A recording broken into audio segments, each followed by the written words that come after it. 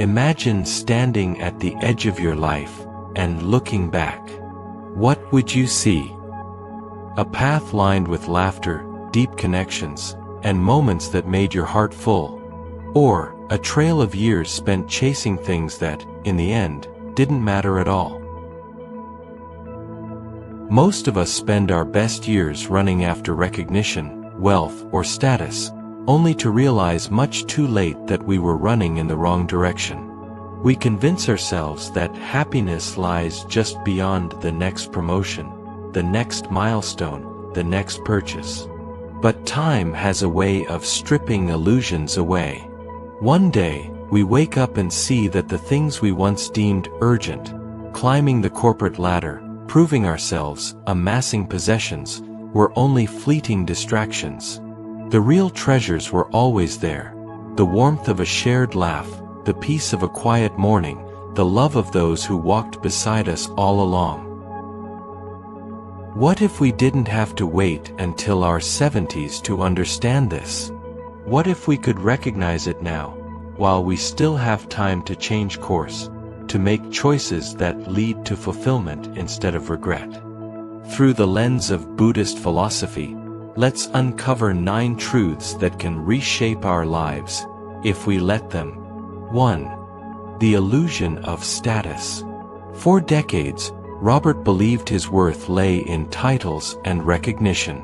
From the bottom of the corporate ladder, he climbed tirelessly, sacrificing holidays, family dinners, and quiet mornings, until he became a CEO. Respected, feared, powerful.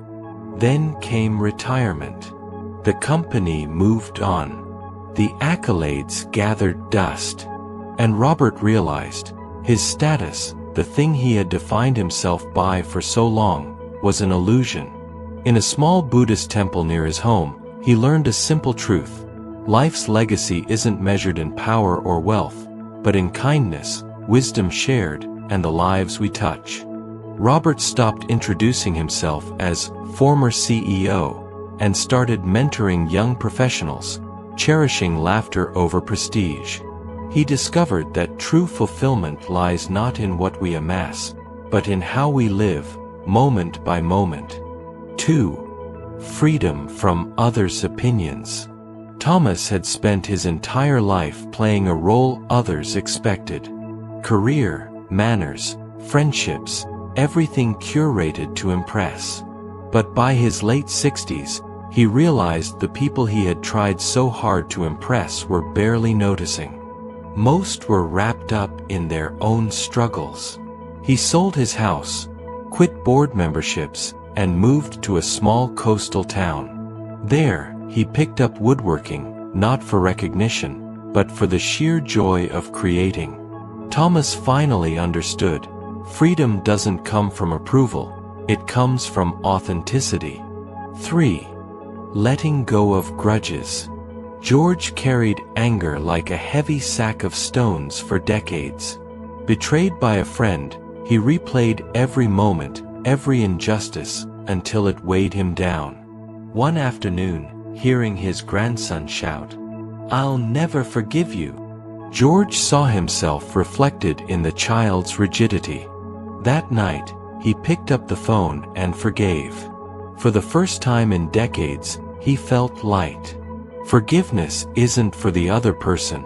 It's a gift we give ourselves. 4. The emptiness of material possessions. Henry had built a life of wealth, a mansion, luxury cars, bank accounts overflowing. Yet when he visited his friend Samuel, a humble schoolteacher with a small home full of laughter and stories, he realized that his riches felt hollow. True wealth, he learned, isn't what we own. It's the life we live, the love we give, the memories we create. 5. The trap of perfectionism. Eleanor had waited her entire life for the right moment. A game in childhood, a novel in adulthood, always postponed until conditions were perfect. By 70, she had a drawer full of unfinished manuscripts and a heart full of unsaid words. One evening, she picked up an abandoned storybook and wrote, simply for joy. Later, she danced with her granddaughter, stumbling and laughing, fully alive for the first time in decades. Perfectionism steals our time. Life is meant to be lived imperfectly, in all its messy beauty. 6. The importance of inner peace. Margaret spent years chasing thrills, exotic vacations, high-stakes business deals, even fleeting romances. But each pursuit left her restless, craving more. One morning, sitting by a quiet lake near her home, she watched the mist rise from the water and felt something unfamiliar: stillness. For the first time, she realized that peace isn't found in doing more, it's found in being. Meditation, mindfulness, and simply observing life without judgment became her sanctuary. Inner peace, she discovered, is a treasure more precious than any adventure. 7. Relationships matter more than accomplishments. Walter had an impressive resume: awards, recognitions, publications. Yet when his wife passed away, he felt an emptiness that no accolade could fill. Only then did he see what had always mattered: family, friends, moments of connection. He began visiting old friends, writing letters to distant relatives, and listening, truly listening, to the people around him. Life's meaning, he realized, isn't in achievements, it's in shared laughter, tears, and presence. 8. Time is the most precious currency. Clara had always planned meticulously, saving for retirement, delaying joy, expecting to enjoy life later. By 70, she realized she had postponed too much. She sold her downtown apartment, booked a trip to Italy, and started painting again. Time, she discovered, is the one resource we cannot earn back. Every day wasted on worry or comparison is a day we'll never reclaim. Using our time wisely, on love, curiosity, and creativity, is the only path to true fulfillment. 9. Acceptance of life's impermanence. Finally, the greatest lesson: everything changes. Friends leave, bodies age, moments vanish. Helen, at 72, found herself in a quiet hospital room, reflecting on a life filled with joys and losses alike. Instead of clinging to what was gone, she let go. She embraced impermanence not with fear, but with gratitude. Life, in all its fragility, became more vivid, more precious.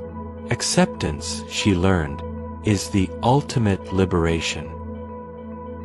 As these truths settle in, it becomes clear: wisdom is not measured in years alone. It's measured in how deeply we learn to live, how fully we embrace the fleeting moments, and how much love we give along the way.